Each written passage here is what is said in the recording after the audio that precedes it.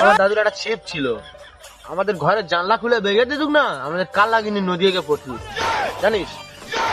তা ভাই ছিপটা কোথায় রাখতো? জানো ওর দাদুর গোয়াল ঘরে।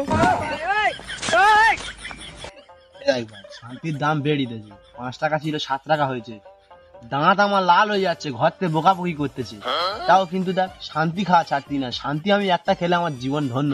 দিনে 10টা খাই, দাম বেড়ে দিয়েছে 1 টাকা। কটা করে বেরিয়েছে?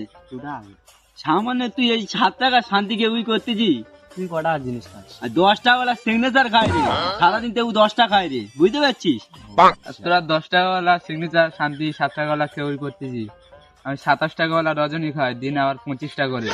তবু এখন আমি সিগনেচার খাই, শান্তির 2 টাকা দাম বেড়ে যাচ্ছে বলে তোরা উই করতেছি। শান্তির দাম বাড়া দিয়ে, কিন্তু আমাদের সেই খেপা চোদাটা আসেনি কেন বলতো? ওই সে খেপা চোদা আসতেছে, ওই সে ওই সবে আসছে। ওই সে আসতেছে। আয় বোকা চোদা আয়। লুঙ্গিটা পরেছি, অতটা কিন্তু ভাল লাগে না, বিশাল লাগছে। আরে পাগলা চোদা হলো, তোরা কি গল্প করছিস রে মারা?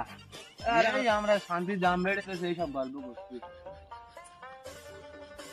ব্যাপার হোক, তুই তো আসলি অনেকক্ষণ বাদ, তুই একটা কিছু গল্প ধর।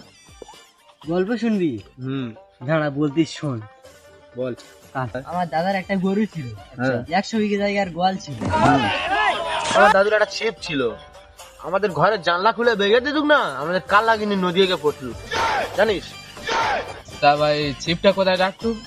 জানো ওর দাদুর গোয়াল ঘরে।